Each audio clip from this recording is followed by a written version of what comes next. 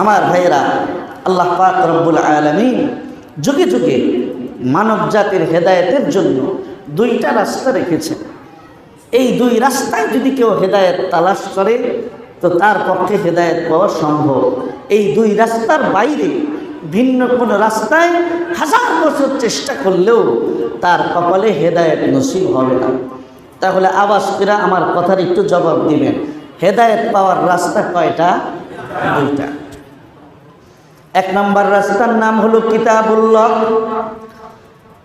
দুই নম্বর রাস্তার নাম হলো রিজালুল্লাহ। কিতাবুল্লাহ আর রিজালুল্লাহ হেদায়েত পাওয়ার দুই রাস্তা। কিতাবুল্লাহ মানে আসমানি কিতাব, রিজালুল্লাহ মানে আল্লাহর প্রেরিত নবী এবং রাসূল। হেদায়েত পাওয়ার রাস্তা হলো এই দুইটা। কেউ যদি আল্লাহর আসমানি কিতাবের অনুসরণ করে আর নবী এবং রাসূলের অনুসরণ করে তাহলে এই দুইটার সমন্বয়ে সেই সোজা হেদায়েতের রাস্তা পেয়ে যায়। তাহলে হেদায়েতের জন্য আল্লাহ পাক একদিকে আসমানি কিতাব দিয়েছেন, যেমন আমাদের জন্য হেদায়েত পাওয়ার জন্য কি দিয়েছেন? কোরআন। আরেকদিকে হেদায়েতের পথ দেখানোর জন্য এই কোরআনটাকে বুঝাই দেওয়ার জন্য শিক্ষক হিসাবে আল্লাহ পাঠাইছেন কাকে? মুহাম্মাদুর রাসূলুল্লাহ সাল্লাল্লাহু আলাইহি ওয়াসাল্লাম। তাহলে হেদায়েত পাওয়ার রাস্তা দুইটা, কিতাব আর নবী। ভালো করে বুঝবেন, হেদায়েত পাওয়ার জন্য আল্লাহ তাআলা শুধু আসমান থেকে কোরআনটা দিলেই তো পারতেন।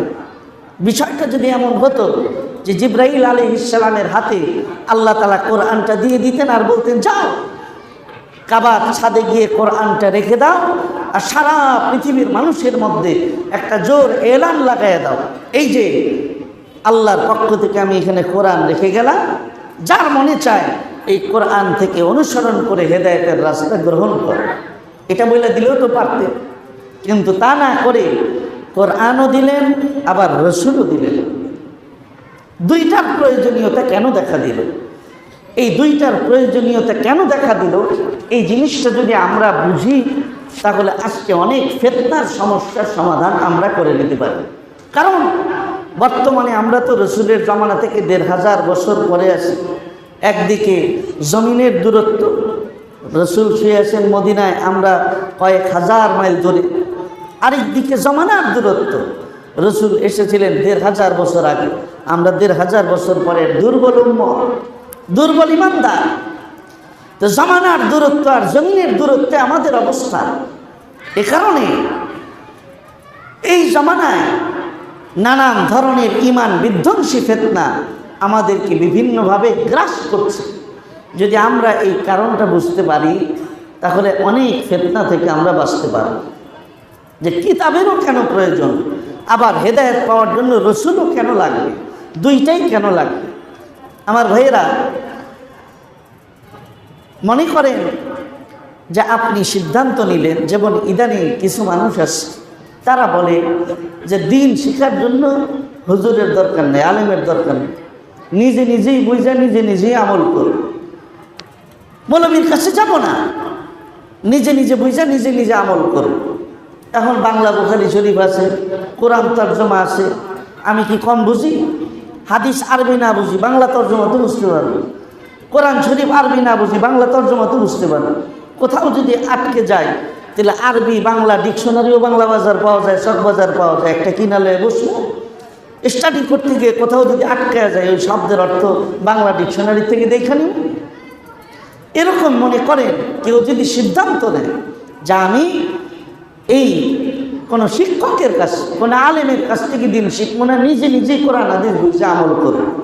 এখন মনে করেন আপনি এই সিদ্ধান্ত নিয়ে বাংলা বাজার থেকে একটা আরবি বাংলা ডিকশনারি কিনলেন, ডিকশনারি কিনে এনে আপনি এবার কোরআন শিখতে বুঝলেন, কোরআনটা খুললেন, সূরা বাকারার মধ্যে প্রথমেই আছে আকিমুস সালাত, তোমরা নামাজ কায়েম করো, তাই না? এখন কথা আকিমুস সালাত, এই সালাত শব্দের অর্থ যে নামাজ, এটা আপনি অভিধানে পাবেন না, ডিকশনারির মধ্যে পাবেন না। কারণ সালাত শব্দের অর্থ যে এখানে নামাজ, এটা বলেছেন মুহাম্মাদুর রাসূলুল্লাহ সাল্লাল্লাহু আলাইহি ওয়াসাল্লাম। এটা আল্লাহর কোরআনের একটা মুজিজা যে কোরআনের মধ্যে এমন হাজারো শব্দ আছে যেই শব্দের আবিধানিক অর্থ একটা, কিন্তু আল্লাহ উদ্দেশ্য নিচ্ছে আরেকটা। যেমন মনে করেন এই সলাৎ, সলাৎ শব্দের আবিধানিক অর্থ আপনি যদি ডিকশনারি খোলেন তাহলে অর্থ পাবেন, সলাৎ শব্দের একটা অর্থ পাবেন কোমর দুলানো, কোমর দুলানো। সলাৎ শব্দের আরেকটা অর্থ যদি দেখেন অভিধানের মধ্যে পাবেন দোয়া করা। এখন কোমর দুলানের অর্থ বাদ দেন, এটা একটু খারাপ শোনা যায়, আপনি ভালো অর্থটাই নেন। আপনি কোরআন নিজে নিজে বুঝতে গেছেন। এখন আকিমুস সালাহ, আল্লাহ বলছে সলাৎ কায়েম করতে, তো সলাৎটা কি? সলাতের অর্থ আপনি অভিধানে কি পাইলেন? দোয়া করা। ও তাহলে আমি বুঝে গেছি, আল্লাহ বলছে তোমরা দোয়া কায়েম করো। এখন নিজে নিজে আপনি বুঝে অর্থটা পাইলেন। এখন আপনি পুরা কোরআন বাদ দেন, এই আকিমুস সালাহ এই এতটুকুর অর্থ আপনি পাইছেন দোয়া কায়েম করো।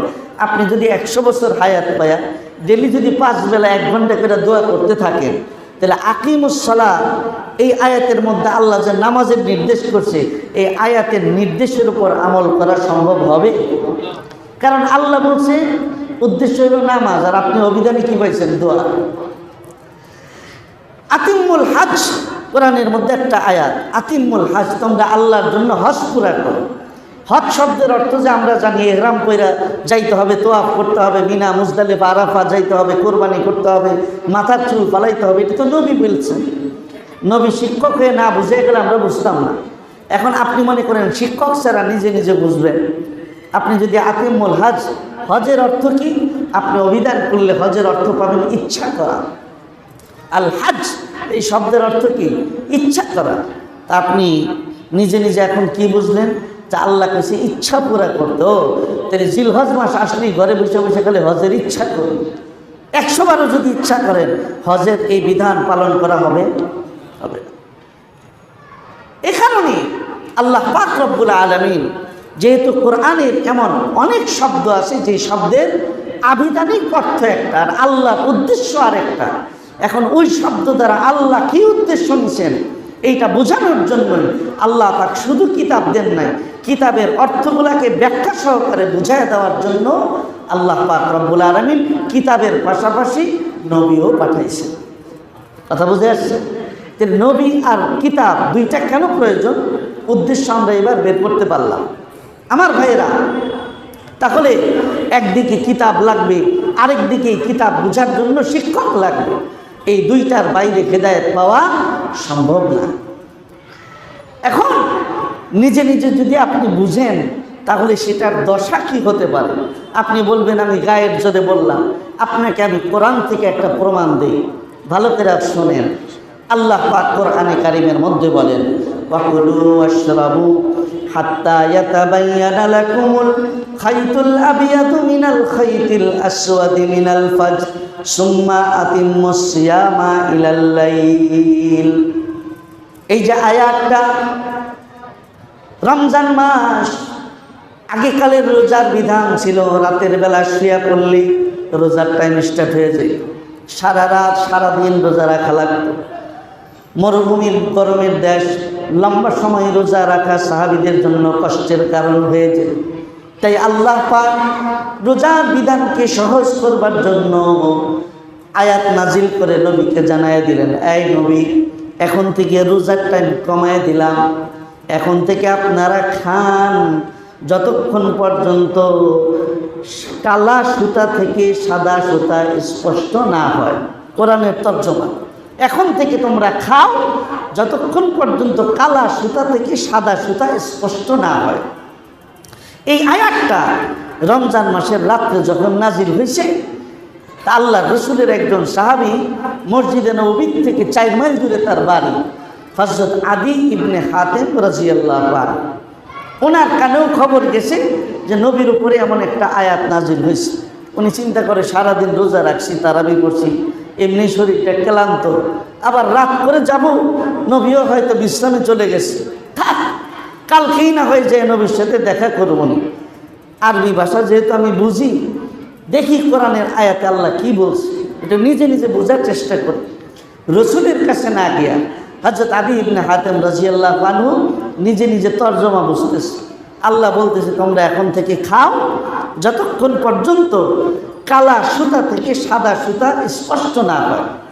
হযরত আদী ইবনে হাতিম বলে আয়াতের তর্জমা তো মোটামুটি বুঝাই গেল, মানে এখন থেকে খাওয়া যাবে যতক্ষণ পর্যন্ত আলো দ্বারা, আকাশের আলো দ্বারা, সূর্যের আলো দ্বারা কালা সুতা আর সাদা সুতা আলাদা করে চিনা না যায়। উনি যায়া দোকান থেকে একটা সাদা সুতার ঘুঁটি আর একটা কালা সুতার ঘুঁটি কিনছে, কিনাই না পাশের ঘরে বালিশের নিচে রাখছে, আধা রাত ঘুমাইছে, শেষ রাতে উঠা কিছু ইবাদত বন্দিগি করে এরপরে সেহেরি খাওয়া শুরু করছে। তো কিছুক্ষণ সেহেরি খায়, আবার যায় পাশের রুমে অন্ধকার ঘরে বালিশ আলগি দিয়ে দেখে যে কোনটা কালা সুতার কোনটা সাদা সুতা চিনা যায়, চিনা যায় না, তাহলে এখনও সেহেরি খাওয়া যাবে। এইভাবে হযরত আদী ইবনে হাতিম রাদিয়াল্লাহু আনহু সেহেরিও খাইতেছে, আবার একটু পরে পরে যায় বালিশ আলগি দিয়ে দেখতেছে সাদা সুতার কালা সুতা চিনা যায় কি। এদিকে বাইরের অবস্থা হলো সেহেরির টাইম শেষ, এমনকি ফজরের ওয়াক্ত শেষ। ফজরের ওয়াক্ত শেষে আকাশে সূর্য উঠে যাইতেছে, আর ওইদিকে ঘরের মধ্যে হযরত আদী ইবনে হাতিম রাদিয়াল্লাহু আনহু সেহেরি খাওয়া চালু আছে। যখন সূর্যের একটু আলো ঘরের ভিতরে ঢুকছে, সূর্যের আলোতে এবার হযরত আদী ইবনে হাতিম বালিশ আলগি দিয়ে দেখে যে হ্যাঁ এইবার বোঝা যাইতেছে যে এইটা কালা সুতা আর এটা সাদা সুতা। উনি কয় আলহামদুলিল্লাহ, এতক্ষণে তাইলে সেহেরি খাওয়ার টাইমটা শেষ হয়েছে। মনে মনে খুশি, আগে কত লম্বা রোজার টাইম ছিল, সেই রাত থেকে শুরু হইতো পরের দিন সন্ধ্যা পর্যন্ত, আর আল্লাহ এখন রোজার টাইম কত কমাই দিছে। আকাশে সূর্য উঠা যায়, এরপরেও মনে সেহেরির টাইম শেষ হয় না।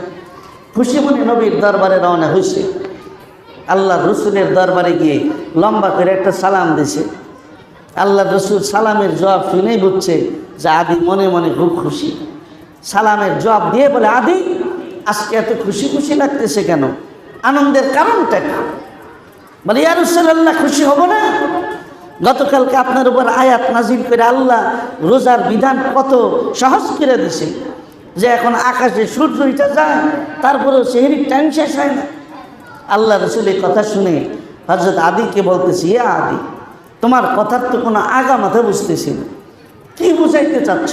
বলে ইয়া রাসূলুল্লাহ গতকালকে যে আয়াত নাজিল হয়েছে ওইখানে আল্লাহ বলছে এখন থেকে তোমরা খাইতে পারবা সেহরি যতক্ষণ পর্যন্ত কালা সুতা থেকে সাদা সুতা চেনা না যায়। ইয়া রাসূলুল্লাহ রাত হয়ে গেছিল দেখে আর আপনার কাছে আসি নাই, নিজে নিজেই মোটামুটি বুঝে আমল করছি, বালিশের নিচে সুতা রাইখা সেহরি খাইছি। এই কিছুক্ষণ আগে সূর্যের আলোতে আমি পার্থক্য করতে পারছি যে এটা কালা সুতার এটা সাদা সুতা, তো সেহরি বন্ধ করে আপনার দরবারে আসলাম। আল্লাহ রসুল বলে আদী তো একখান আগাম বাজাইছে, নিজে নিজে বুঝছে ভেজাল তো একখান লাগাইছে। আল্লাহ রসুল হযরত আদী রাদিয়াল্লাহু আনহুর ভুল বুঝতে পাইরা মজা করে হযরত আদীকে বলতেছি, ইয়া আদী ইন্না বিসাদাতাকা লারিস, আদী তোমার বালিশটা তো দেখা যায় অনেক বড়, তোমার বালিশের নিচে পুরা আসমানটাই জায়গা নেই। হযরত আদী বলি ইয়া রাসূলুল্লাহ এতক্ষণ আপনি আমার কথার আগামাতে বুঝে নাই, এখন তো আমি আপনার কথার আগামাতে বুঝতেছি, আমার বালিশের নিচে আসমান জায়গা নেই, কথার মানে কি?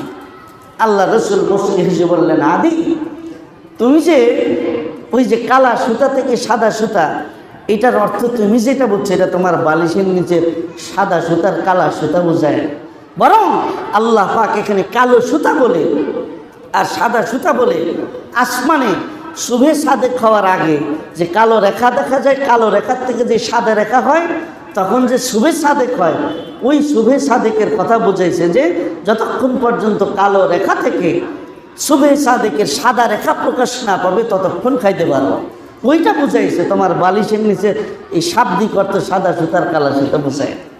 আপনাদের কাছে জানতে চাই আল্লাহ রসুলের সাহাবী যিনি রসুলকে দেখে ঈমান এনেছেন, আরবি ভাষাভাষী ছিলেন, যাদের উপরে আল্লাহ পাক আসমান থেকে রাদিয়াল্লাহু আনহুম বলে সন্তুষ্টির ফয়সালা দিয়েছেন, যাদের ঈমানের ব্যাপারে স্বয়ং আল্লাহর নবী বলেছেন সারা পৃথিবীর সমস্ত ঈমানদারের ঈমান যদি এক পাল্লায় দেওয়া হয় আর আমাকে যে এক নজর দেখে খালি ঈমান আনছে ওর ঈমান যদি আরেক পাল্লায় রাখা হয় তাহলে সারা পৃথিবীর সমস্ত ঈমানদারের মোকাবেলায় আমার একজন ন্যূনতম সাহাবীর ঈমানের পাল্লা ভারী হয়ে যাবে। এমন শান, এমন দাম যাদের ঈমানের, তাদেরই তো একজন হযরত আলী ইবনে হাতিম রাদিয়াল্লাহু আনহু। তিনি মাত্র কোরআনের একটা আয়াত শিক্ষক ছাড়া নিজে নিজে বুঝা আমল করছিলেন। আপনাদের কাছে জানতে চাই, তার আমলটা সঠিক ছিল না ভুল ছিল? তার বুঝাটা সঠিক ছিল না ভুল ছিল? ওই দিন যে রোজা রাখছেন, আকাশে সূর্য ওঠা পর্যন্ত যে সেহরি খাইছেন, ওই দিনের রোজা হয়েছে না নষ্ট হয়েছে? তাহলে আল্লাহ রসুলের সাহাবী, যিনি আরবি ভাষা পণ্ডিত ছিলেন, তিনি যদি শিক্ষক ছাড়া নিজে নিজে কোরআনের একটা আয়াত বুঝতে গিয়ে যদি ভুল করেন, তাহলে আমি আর আপনি কোন সাই? আমি আপনি যদি নিজে নিজে শিক্ষক ছাড়া কোরআন বুঝা হেদায়েত পাওয়ার মতো সাহস রাখি, আল্লাহর কসম ওইটা হেদায়েত পাওয়া হবে না, ওইটা গম রাখি আর পথভ্রষ্টতা ছাড়া কিছু হবে না। ঠিক কেন? এজন্য একদিকে হেদায়েত পাওয়ার জন্য যেমন কিতাব লাগবে, আরেকদিকে শিক্ষক লাগবে।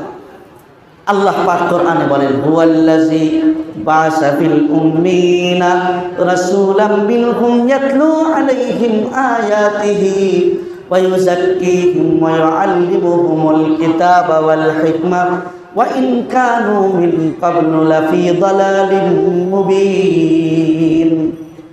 আল্লাহ তাআলা বলেন, অবশ্যই আমি তোমাদের মধ্য থেকে তোমাদের কাছে একজন উম্মি নবী শিক্ষক হিসেবে প্রেরণ করেছি, যিনি তোমাদেরকে কিতাব শিক্ষা দিবেন। এখানে আমরা সবাই জানি যে আমাদের নবীকে উম্মি নবী বলা হয়। উম্মি শব্দের বাংলা অর্থ হল নিরক্ষর, যিনি অক্ষর চিনে না, যার কোনো আক্ষরিক জ্ঞান নেই, তারে বলে আরবিতে উম্মি। তা আমার নবীকে আল্লাহ তাআলা বলছেন, তোমাদের কাছে এমন নবী পাঠাইছি যার কোনো আক্ষরিক জ্ঞান নাই। তার মানে আল্লাহর কোরআনের ভাষায় বোঝাচ্ছে যে আমার নবী একদম নিরক্ষর ছিলেন। আবার আরেক দিকে নবীজি বলে, আরে আমি যে তোমাদের কাছে এসেছি শিক্ষক হয়ে এসেছি, খালি অল্প স্বল্প জ্ঞান লয়ে আসি নাই। অতীত ইলমাল আউয়ালিনা ওয়াল আখিরিন, সারা পৃথিবীর সমস্ত পয়গম্বরদেরকে কিয়ামত পর্যন্ত সমস্ত মানুষদেরকে যত এলেম আল্লাহ তাআলা দান করেছেন আর করবেন, সমস্ত এলেম আল্লাহ তাআলা আমি নবীরে একা দান করছে। সুবহানাল্লাহ। তাই আমি জ্ঞানের মহাসমুদ্র নিয়ে শিক্ষক হয়ে তোমাদের কাছে আসি। তাহলে নবী কয় আমি জ্ঞানের মহাসমুদ্র নিয়ে আসছি, আর আল্লাহ কয় তোমাদের কাছে এমন নবী পাঠাইছি যে অক্ষরই চিনে না। কথার মধ্যে ভেজাল লাগছে না? আসলে এখানে নিরক্ষর বলতে আল্লাহ পাক কি বুঝিয়েছেন এটাও আমাদের জানা দরকার। নিরক্ষর বলতে আল্লাহ পাক বুঝিয়েছেন যে দুনিয়াতে আদম থেকে নিয়ে আমাদের নবী পর্যন্ত যত নবী এবং রসুল এসেছেন, কোনো নবী এবং রসুলকে আল্লাহ পাক দুনিয়াতে শিক্ষা নেওয়ার জন্য পাঠান নাই, সবাইকে পাঠাইছেন শিক্ষা দেওয়ার জন্য। কথা বুঝে আসছে? তারা শিক্ষা নেওয়ার জন্য আসেন নাই, তারা শিক্ষা দেওয়ার জন্য এসেছেন। এ কারণে আল্লাহ পাক রব্বুল আলামিন এক সেকেন্ডের জন্য দুনিয়ার কোনো মানুষের কাছে কোনো নবী এবং কোনো রসুলকে এক সেকেন্ডের জন্য আল্লাহ পাক শিক্ষাদানের ব্যবস্থা রাখেন নাই, বরং আল্লাহ পাক রব্বুল আলামিন সব নবী এবং রসুলদেরকে জন্মের সময় আল্লাহ নিজে শিক্ষক হয়ে সমস্ত জ্ঞান তাদের সিনায় দিয়ে তারপরে দুনিয়াতে পাঠাইছেন। সুবহানাল্লাহ। এ কারণেই আমরা ইতিহাস পড়লে দেখি যেই বয়সে আমরা কোনটা পায়খানার কোনটা সিন্নি এই পার্থক্য আমরা করতে পারতাম না, ওই বয়সে নবীরা কোনটা আসল খোদার কোনটা নকল খোদা বাইর করে ফেলছে। সুবহানাল্লাহ। ইব্রাহিম নবী 6 মাস বয়সে দোলনায় শুয়ে আসল খোদার নকল খোদা বাইর করছে। ঈসা আলাইহিস সালাম 4 বছর বয়স, মা তার শিক্ষকের কাছে দিয়ে আসছে যে ওরা আলেম বানিয়ে দিয়ে। শিক্ষক বলে, বলো আলিফ। 4 বছরের ছোট্ট ঈসা উস্তাদরে জিজ্ঞেস করে, আচ্ছা উস্তাদ আলিফের অর্থ কি? উস্তাদ কে আলিফের কোনো অর্থ হয় না, এটা একটা অক্ষর, অক্ষরের কোনো অর্থ নাই। ছোট্ট ঈসা বলে আলাইহিস সালাম, যেটার অর্থই হয় না ওই রকম শিক্ষা দিয়ে আমার জীবনের শিক্ষার সূচনা আমি করতে চাই। উস্তাদ রাগ হয়ে গেছে, আরে যেটার অর্থ হয়নি এটার অর্থ তোমার জানাবো কোত্থেকে? আচ্ছা তুমি যে আমার সাথে বাড়াবাড়ি করতেছো, পারলে তুমি বলো দেখি, তুমি জানো? ঈসা বলে অবশ্যই জানি। তাহলে বলো দেখি। ঈসা নবী বলে, আপনারে আমার মায় দিয়ে গেছে আপনার কাছে শিখার জন্য, আপনি আমারে শিখাবেন, আমি শিখব। এখন দেখি উল্টা আপনি আমার কাছ থেকে শিখতে চান, তাহলে যদি আপনি আমারই শিক্ষক বানান, তাহলে শিক্ষকের চেয়ার ছাড়েন, আপনি শিক্ষকের চেয়ারে আমারে বসান, আপনি ছাত্রের জায়গায় বসেন, এরপরে শিখাই। শিক্ষক এসে বসছেন, উনি যে শিক্ষকের চেয়ারে বসে 4 বছর বয়সে এক আলিফ অক্ষর থেকে আল্লাহর একত্ববাদের, তাওহীদের, জ্ঞানের যত মহাসমুদ্র ছিল সব এক বসায় শুনে দিয়েছে। সুবহানাল্লাহ। এই যে তারা পারলেন কিভাবে? আল্লাহ জন্মগতভাবে তাদেরকে জ্ঞান দিয়া পাঠাইছে। যেহেতু দুনিয়ার মানুষের কাছে তারা শিখেন, এই কারণে তারা নিরক্ষর, কিন্তু আল্লাহ যেহেতু শিখায় পাঠাইছেন, এই কারণে তারা জ্ঞানের মহাসাগর। আমার ভাইয়েরা, হযরত চলে এসেছেন, কথা আর লম্বা করার সুযোগ নাই। কথার ইতি টানছি যে কথা বলে যে হেদায়েত পাওয়ার রাস্তা কয়টা বলেছিলাম? 2টা। একদিকে কিতাব, আরেকদিকে শিক্ষক। হয়তো নবী নাই, কিন্তু নবীর জায়গায় নবীর নায়েব উম্মতের ওলামায়ে ইকরাম কিয়ামত পর্যন্ত জাতির শিক্ষকের দায়িত্ব পালন করবেন। এ কারণে আজকে জাতীয়ভাবে, আন্তর্জাতিকভাবে চক্রান্ত চলছে জাতির উম্মতের ওলামায়ে ইকরাম থেকে সাধারণ মানুষকে কী করে বিচ্ছিন্ন করা যায়। এ কারণে কখনো জঙ্গিবাদী, কখনো উগ্রবাদী, নানান ধরনের অপবাদ দিয়ে জনসাধারণের মনে ভীতি সৃষ্টি করে উম্মতের ওলামায়ে ইকরাম থেকে সাধারণ মানুষকে দূরে সরানোর চক্রান্ত চলছে। হাতে পায়ে ধরে অনুরোধ করি, আলেম থেকে নিজেরা দূরে সরে যাবেন না, আলেমদেরকে দুশ্মন ভাববেন না। আল্লাহর কসম, আল্লাহর এই জমিনের মধ্যে আপনাদের আপন বলতে যদি কেউ থেকে থাকে, তারা হলো উম্মতের ওলামায়ে ইকরাম। কারণ তারা তাদের দিলের দরদ দিয়ে আপনাদেরকে জাহান্নাম থেকে বাঁচিয়ে জান্নাতের পথ দেখাতে চায়। ঠিক কিনা বলেন? এই কারণে আলেম থেকে বিচ্ছিন্ন হবেন না। 1 মিনিটে একটা ঘটনা বলে কথা শেষ করছি। রশিদ আহমদ গাঙ্গুহি রহমতুল্লাহের জামানার ঘটনা। ইংরেজরা যখন দেশ ছেড়ে পালিয়েছিল, তখন তারা নতুন করে চক্রান্ত করলো, যারা সমাজে মুসলমানদের নেতৃত্ব দেয় ওদেরকে টার্গেট করে করে ওইগুলারে বরবাদ করো, তাইলে তার অনুসারী যেগুলো ওইগুলোর অটোমেটিক বরবাদ করা যাবে। এক কাপড় ব্যবসায়ী, পুরা ওই এলাকার মুসলমানদের নেতা, তার সাথে এসে এক ইহুদি খাতির লাগাইছে, হাদিয়া নিয়ে আসে। 2 বছর পর্যন্ত ডেলি হাদিয়া নিয়ে আসে আর একটু একটু করে গল্প করে একটা টাইম। 2 বছর পরে একদিন ওই লোকটা এই মুসলিম কাপড় ব্যবসায়ীরে জিজ্ঞেস করে, আচ্ছা ভাই, যে আপসে এক সওয়াল है, আপনাকে একটা প্রশ্ন জিজ্ঞাসা করি কি, তেরে সাথে কোনো মৌলবী কে তাল্লুক है, আপনার সাথে কি কোনো মৌলবীর সম্পর্ক আছে? উনি বললেন যে হ্যাঁ, मेरे साथ রশিদ আহমদ গাঙ্গুহি কে তাল্লুক है, मैं उसके पास आता जाता हूँ। আমার সাথে রশিদ আহমদ গাঙ্গুহির সম্পর্ক আছে, আমি ওনার কাছে আসা যাওয়া করি। এই কথাটা বলার পরে ওই যে লোকটা গেছে, 1 মাস হয় আর আসে না। রশিদ আহমদ গাঙ্গুহির কাছে যায় যখন বলছে, তিনি বলেন যে ভাই, আল্লাহর শুকর আদায় কর, এই যে 2 বছর লোকটা তোমার পিছনে ঘুরছে, তার উদ্দেশ্য ছিল সেই ইংরেজদের দালাল, ইহুদিদের দালাল এসেছিল তোমার ইমানটাকে নষ্ট করার জন্য। কিন্তু 2 বছর মেহনত কইরা তোমাকে যখন তোমার ইমান থেকে, তোমার বিশ্বাস থেকে যখন সে সরাতে পারে নাই, তখন সে ব্যর্থ হয়ে হতাশ হয়ে তোমার কাছে জানতে চাইছে যে কোনো মৌলবীর সাথে, আলেমের সাথে তোমার সম্পর্ক আছে কিনা। যখন জানতে পারছে যে আলেমের সাথে সম্পর্ক রেখে তুমি দিনের পথে চলো, তখন সে বুঝতে পারছে যে এর পিছনে মেহনত করা বেকার। যার সাথে একজন আলেমের সম্পর্ক আছে, যে আলেমের সাথে সম্পর্ক রেখে আলেমের নিগরানিতে, আলেমের পরামর্শে যে দিনের পথে চলে, ওর পিছনে 2 বছর কেন, যদি 20 বছরও মেহনত করা হয়, ওর ইমান নষ্ট করা যাবে না। সে চলে গেছে। আমার ভাইয়েরা, তাই এই ফিতনার জামানায় যখন সকালের মুমিন বিকালে বেঈমান হয়ে যাবে, রাসূল বলে গেছেন, আমরা এখন ওই জামানায় আছি। নিজের ইমানটাকে নিরাপদে রাখবার জন্য, ইমানটা লইয়া কবরে যাওয়ার জন্য হাতে পায়ে ধরে অনুরোধ করি, আলেমদেরকে মহব্বত করেন, তাদের নিগরানি, তাদের পরামর্শে আগামীর ইসলামের দ্বীনের পথের চলাটা আপনি সিদ্ধান্ত গ্রহণ করেন, তাহলে ইনশাআল্লাহ কোনো বাতিল, কোনো ষড়যন্ত্রকারী আপনার ঈমান আমল নষ্ট করতে পারবে না, আপনাকে হেদায়েতের পথ থেকে বিচ্যুত করতে পারবে না।